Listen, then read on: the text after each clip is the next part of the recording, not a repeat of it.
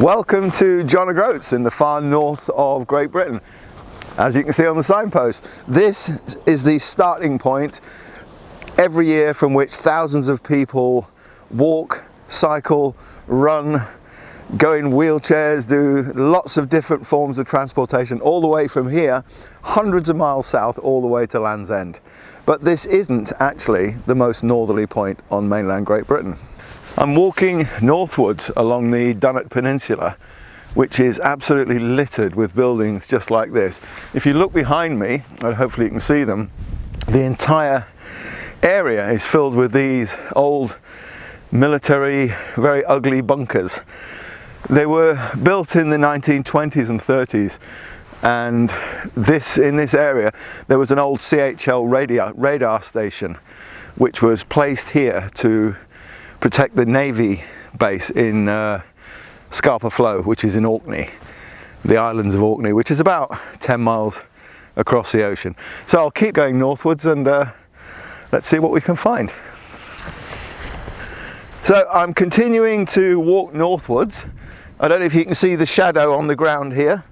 So there's the shadow, which means the sun is in that direction. It's about 9 o'clock in the morning, so halfway between the hour hand pointing at the sun, that's 12. So that way is south, which means that way is north. So even though this is the most northerly trig point in the whole of Great Britain, I'll give you the OSBM, which is S4781, OSBM Ordnance Survey benchmark. So if that way is south, that must be north. So I'm still not at the most northerly place in mainland Great Britain. So time to carry on, keep walking, and we'll get there eventually. And this is it, east ahead at the end of the Dunnet Peninsula.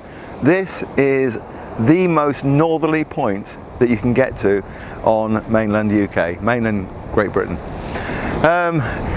Having said that, I'm actually not at eastern. I'm not right at the edge because I'm going to stay 10 meters back. So let me just drop this onto your screen and I'll show you exactly where I'm stood. Now you can see why I'm not going near the edge. That is 90 meters or around 300 feet straight down. So this is it. You can see the Orkney Islands in the distance behind me. That's over there. They're about 10 miles off the coast. So welcome to Easter Head. This lighthouse at Easter Head, this was built in about I think around the 1830s, but there used to be, obviously like all lighthouses, there were lighthouse keepers here whose job it was to make sure it was operating correctly. But for the last 30 years, it's been automated, so this place is very quiet at the moment. If you're looking for somewhere novel to stay, the lighthouse keepers' cottages, there's 2 of them, they're available to rent, as self-catering accommodation. So if you fancy somewhere novel to stay for a couple of days or for a week, then if you go onto Google and search on Dunnet Head Lighthouse, I'm sure the details will come up, and it's quite unusual. I'll drop a map onto your screen. Now, if you can look, you can see there's a blue line that goes all the way around the coast of the mainland. Now, this blue line it's basically the mean high tide mark. So you can think of that blue line as indicating the end of the land and the beginning of the ocean. So, but obviously bear in mind that tides change over the year, so it's only an indication. So if you are going to go down onto the beaches anywhere, don't rely on that blue line too much. It's an indication. Most people in the UK, if you ask them, they'd have a rough idea where the most northerly and southerly points were. They'd normally say Land's End and John O'Groats, but that's near enough. But how many people would know the most westerly and the most easterly? No, I'm not sure. So from here I'm going to go to the most westerly point on the mainland GB. When you look at a map of Great Britain, it's normally shown like this, rotated slightly clockwise. And the reason for this is it simply looks better and more centred on a printed page. But a result of this is that it appears that the most westerly point on the mainland Great Britain is actually a place called Syntax Head in Cornwall. But if we were to rotate the map so that the grid north is actually pointing, you know, upwards, we can see that it's actually the coast of the Ardnamurchan Peninsula in the West Highlands of Scotland. That's the most westerly point on mainland Great Britain. So here I am at the end of the Ardnamurchan Peninsula, which is on the far west coast of Scotland, next to the lighthouse, as you can see, which is probably the best known feature on this peninsula, but it's only been here since I think about 1850, so less than 200 years, and history in this area goes back a lot further. In fact, people have lived in this area for thousands of years. In fact, the main reason that Hadrian built his wall over 2,000 years ago across the top of England was to keep out the people who were living north of the wall. Now, nobody knows what they called themselves, but the Romans used to call them the Painted, and this was later shortened to the Picts. The reason they were called the Painted, by the way, is Julius Caesar commented that they painted themselves blue and they were very fearsome in battle. So they'll have painted themselves with woad. Woad, by the way, in case you didn't know, is like, I don't know how to describe it. It's like a modern day mustard plant. And what you do is you get the leaves and you boil them in water for a while and then allow that to cool down. And then if you add ash to the mixture, eventually the pigment from the leaves will sink to the bottom of the liquid. If you take that out, let it all dry out and then powder it, eventually you get a very blue powder. And if you mix that with water, you've got woad, which is like a blue dye, and the local people in this area used to paint themselves with this completely, and other intricate patterns. So the Picts were here well before the Romans arrived, and they were here after the Romans left. But enough waffle. We're here to find the most westerly point in mainland Great Britain, and as I said, I'm stood on the Ardnamurchan Peninsula, which is commonly known as the most western point. But looking from here, I can see a headland which is definitely further west than where I am now. Now, there are no roads in this area between here and there, so I'm just going to have to get my rucksack on and walk across the countryside. So we'll have another chat when I arrive.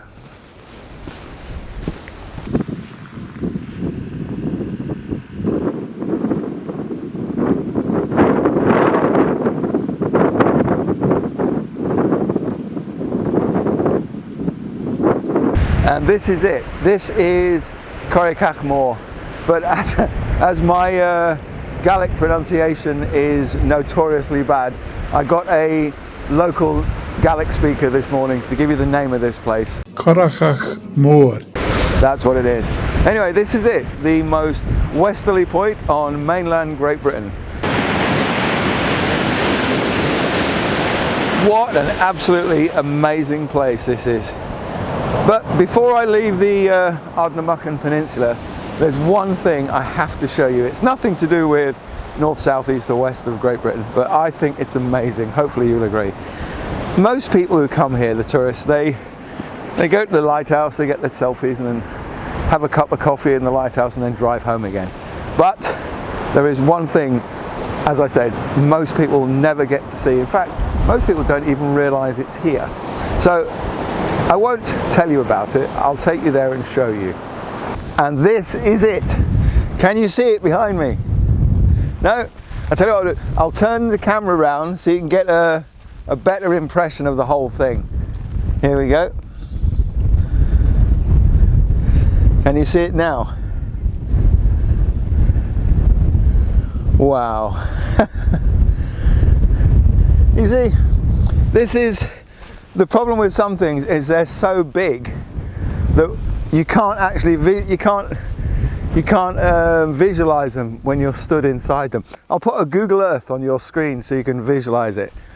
Now can you see it? This huge circular impression in the earth.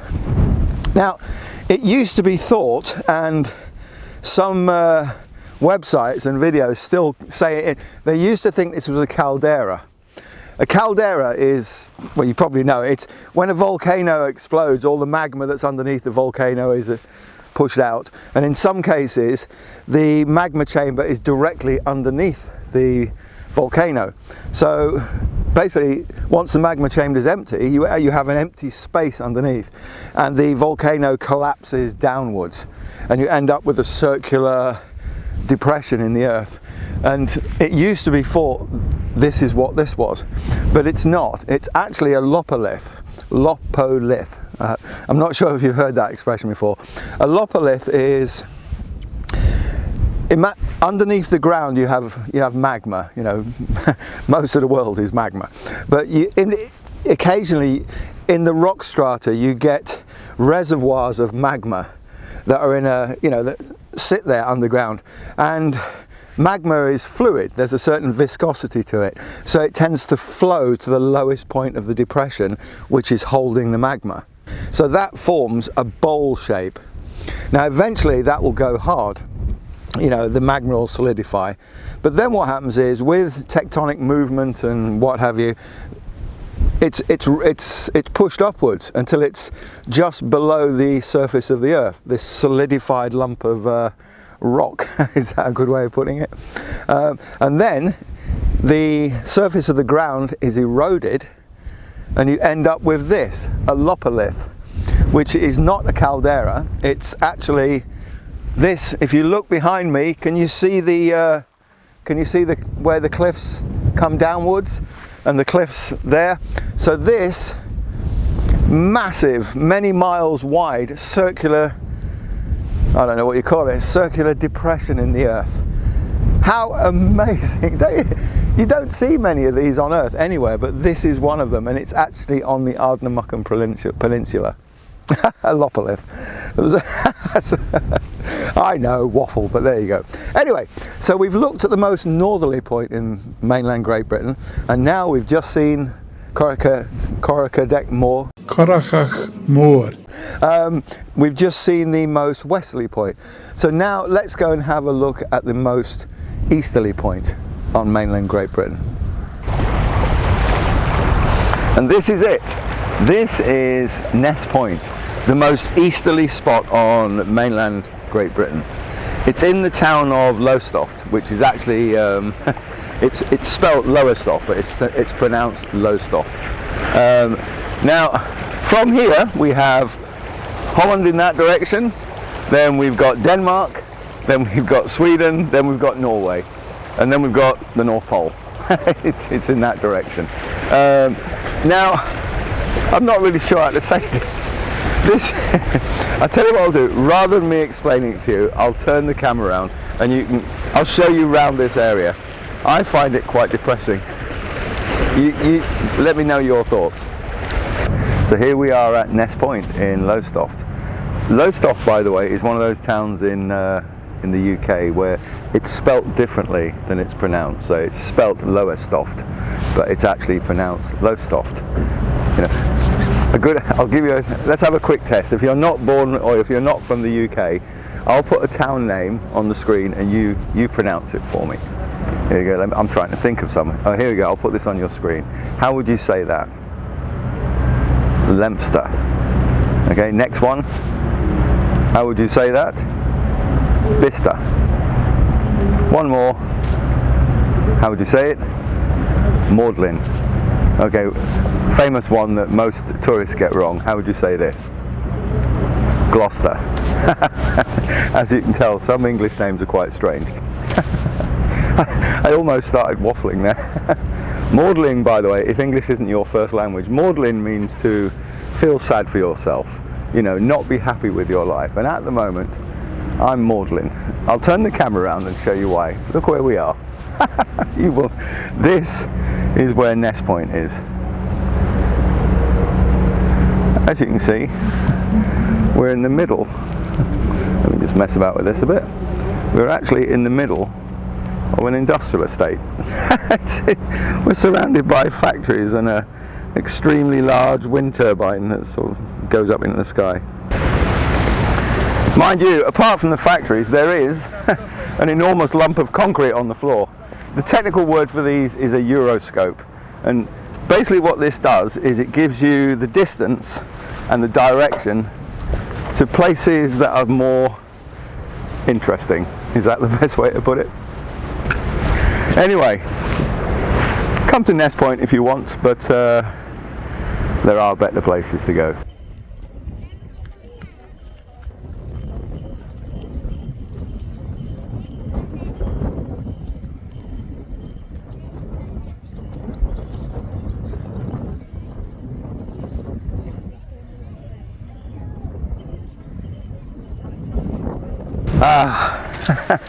That's better. I don't know which part of the government or local authority runs Ness Point or is in charge of Ness Point, but whoever you are, come on, you can do better than that. Enough said. Now I've come southwest of there and I'm now at Lizard Point, which is the most southerly point on mainland Great Britain, and we're surrounded on three sides by the sea, and to the north we've got the River Helford, so it feels a little bit like an island, but it's not. It's actually still part of the mainland. Now, just a quick thing, I've seen lots of websites that explains that the name lizard, it comes from the local rock. You know, this rock. It's actually serpentine, which is, let me find some. There you go. So this stuff, I don't know if you can see this. It's quite green, and if you polish this up, it looks like a lizard's scales, and that's how this area was named. But that's not true. Let's just get rid of that. The old language of this area was Cornish, and this area used to be called Liz Ard. Okay, now Ard means height or somewhere high, and Liz means a fortress, you know, or a court. So Liz Ard or Liz Ard Point was just simply, in Cornish, it was somewhere where there was a high court or a high fortress, and Liz Ard over the years was shortened to Lizard, and that's why it's called Lizard Point. Anyway, now this is probably the most commercialized of the extremities. As you can see, where I am now, it's quite well, it's quite remote, but literally it looks it. But 200 yards north of here, literally 200 meters north, there is a cafe, there is a National Trust Centre, there's a car park, there's lots of people having their pictures taken and saying, look at me, I'm at the most southerly point. But that's the ocean there, so this is the most southerly point, but you do have to come down a quite steep slope and over these quite precarious rocks, so it's probably best that most of the tourists don't actually come to this specific location. But anyway, welcome to the most southerly point in mainland Great Britain. This is Lizard Point. As I said, the majority of the local rocks around here are green. They're green serpentine, which is this stuff here. It's doesn't look much, but when it's polished up, it does come up very green. The reason for that is, sorry, just a little bit off track. This whole area is an ophiolite. I don't know if you've heard that word, an ophiolite. An ophiolite it's a section of the deep ocean's crust. You know, the rock underneath the Atlantic or the Pacific, you know, some part of the deep ocean. And through tectonic plate movement, it's been pushed up and it's been moved over the top of the continental rock. So at some point in the distant past, this piece of green rock was deep underneath a very large ocean. It was actually part of the rock. So this whole area is an ophiolite. It wouldn't be any fun if we didn't digress slightly. Now, if you come to this area, I'll move the camera around in a moment, and you can see there's a lighthouse on the top of the cliffs, and there's an old abandoned lifeboat station in Polper Cove, which is just over there. The new lifeboat station has just been moved to Church Cove, which is about a mile that way, because apparently it's easier to launch lifeboats in very rough weather from Church Cove than it was from here. There's lots of very scenic walks around here. You know, there's lots of shops to visit, and there's cafes, and I know, I'm starting to sound like the local tourist information. But, so lots of people come here, they take their selfies, but there is one thing that I find extremely, remember the saying, in any part of England there is always something interesting. So we're just going to go slightly north of here, and I'll show you something that I will guarantee nobody ever comes all this way to visit, and they don't take selfies with, but I find it extremely interesting. So I'll see you when we get slightly north of here. And this is it. How amazing is this lump of concrete? And I do appreciate that not many people will come and take photographs and have selfies with this lump of concrete, but believe me, this is an amazing lump of concrete. Why? Well, good question, I'll tell you. There are certain times in human history that changes everything. As an example, a long time ago, I don't know when, somebody invented fire, and that changed the course of human history. Someone invented the wheel. Someone invented the methods of mixing certain metal alloys together to make bronze and iron and steel. But then what happened is, from about 2,000 years ago, nothing happened. Things were improved, but nothing really was actually invented until this lump of concrete. Now, you see, I've piqued your interest. In 1901, in fact the 12th of December in 1901, Marconi was in Newfoundland, which is 2,000 miles away in that direction in North America. And from this field, well, from the building just over there, somebody sent some Morse code, and it was the letter S, 3 dots, and that was received by Marconi 2,000 miles away. This lump of concrete is all that is left. Well, this is actually the base of it. This was the antenna. There was 2 of them. This was the antenna that was used to send that signal. Now, before that, you know, wireless communication was known about, but it was thought that wireless signals went in a straight line, and so they wouldn't go around the, you know, decent curvature of the earth. Marconi disagreed with that, and he went all the way to America and received the signal. From that day onwards, wireless communication worldwide was possible. There you go, you see. So that enabled TV, radio, the internet, space flight, communications with ships and submarines and aircraft, mobile phones. So this lump of concrete this is it. This field changed the way humans interact with each other, and it was in 1901, 12th of December. So now you can see why everybody should really come and take a photograph with this lump of concrete. But let's face it, we all know they're not going to. Okay, so we've been in our little journey around the UK to see the extremities. We've been to the north, the east, the south and the west extremities, to the points, those points. So to finish off, let's go and find 2 other extremities. Let's go and find the highest point and the lowest point. So I think the highest point, let's start there, and I think it's going to be north of here, which is that way.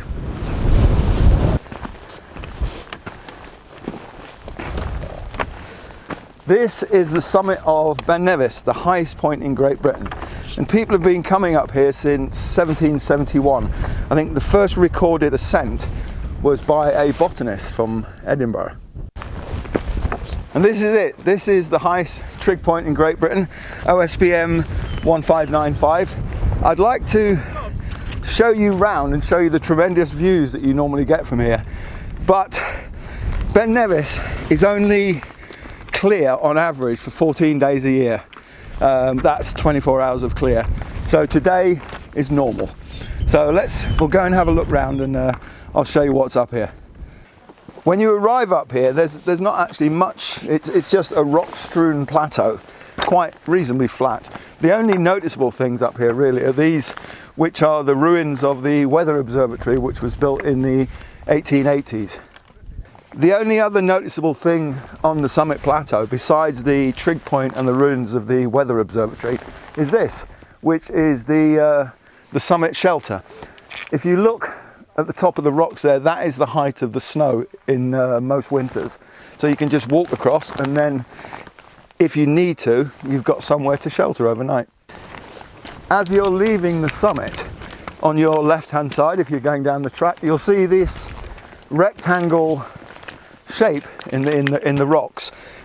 This is actually nothing to do with the observatory. This was actually the remnants of a dry stone wall which was built around a small wooden hotel which was built just about 10 years after the observatory started operating. So if you would come up here on a horse and cart, stay the night in the Summit hotel, and then off you'd go. Or if you're out here for a walk, then you'd be able to just call in at the hotel and get a hot meal and a cup of tea before you set off down. When we were walking up Ben Nevis, we could follow the line of the track on the map, and occasionally that line would cross through some contour lines. Now, contour lines just join points of equal height on the ground.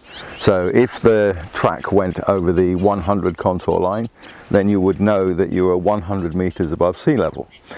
When we passed through the 1000 contour line, we were 1000 meters above sea level. Now, at the moment, where I am now, I'm actually on the 0 line. So I actually am at sea level at the moment. Now, you'd think that there'd be ocean behind me, but there isn't. And it's a bit counterintuitive, but if I keep walking in that direction, I'm actually going to go downhill. So I'm going to go below sea level. So let's go and see how far down we can actually go. And let's find the lowest point above ground, so it's not in a cave or a mine. Let's go and find the lowest point in Great Britain. And this is it, officially the lowest point in Great Britain. This is Holme Fen. Now, depending on which website you look at, it will give you various heights for this place, or should I say depths. But my GPS tells me that I'm 5.49 meters below sea level, so 5.5 meters down. So we are quite low. Now, it's called Holme Fen. A fen is an area of marsh or lakes, and this area over the past few hundred years has been drained to make farmland, and only 150 years ago, sort of this exact point where I'm standing now, this would have been underwater in the middle of Whittlesea Mere. A mere, as you remember from the Lake District, is like Windermere, Grasmere, Buttermere. A mere is just a lake which is quite shallow compared with its size. Now, Whittlesea Mere was drained in, I'm trying to remember, 1848, and it's well known that if you remove water from an area that is covered in peat, then the peat will subside as the water content sort of evaporates out. So over the years this ground has been subsiding. So the engineer that oversaw the draining of Whittlesea Mere, what he did, he came up with a really good idea. He stuck a very large oak post into the ground, and he pushed it down until it hit the clay underneath the peat, and then he cut the top of the oak post off at what was then ground level. A few years later, a metal post was inserted next to the old oak post because it was starting to rot, and that's it. That was actually put up in, I think, 1851. So you can see, don't forget, the top of the post used to be at ground level. So you can see ground level used to be there. Now it's here. There's another post here which was put up in the 1950s. I'm not quite sure why they put that one up, but this is the one we're interested in. It's put up 1850, 1851, and the ground height used to be up there, and now it's down here. So here we are. This is officially the lowest point in Great Britain. So I hope you enjoyed this little expedition around the extremities of Great Britain. We started at Easter Head, which is the furthest north you can actually go on mainland Great Britain, and from there we went across to the most westerly point, which was at Corrachadh.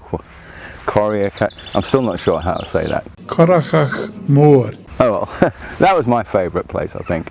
And after that we went to find how do I describe it?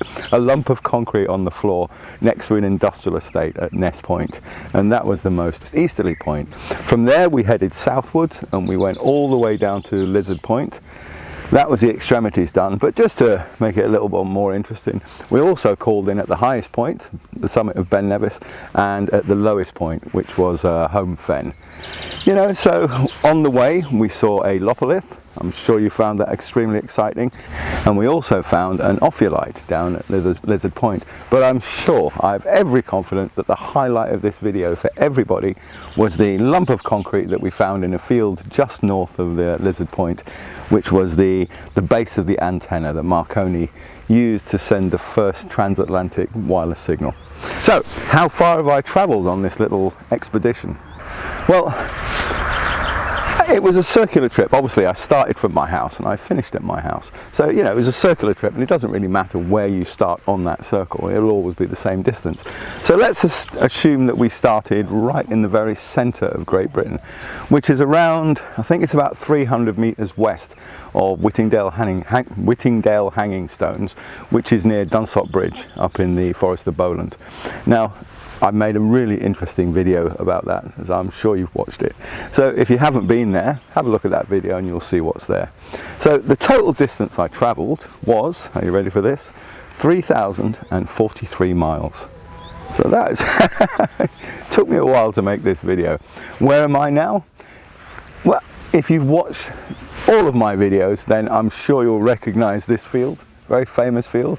This is a field next to Coal Pit Lane in Derbyshire, and this point here, about 20 metres behind me, is the point in Great Britain which is furthest away from the sea in any direction. But that's another story, and that would be another video. So, thanks for watching.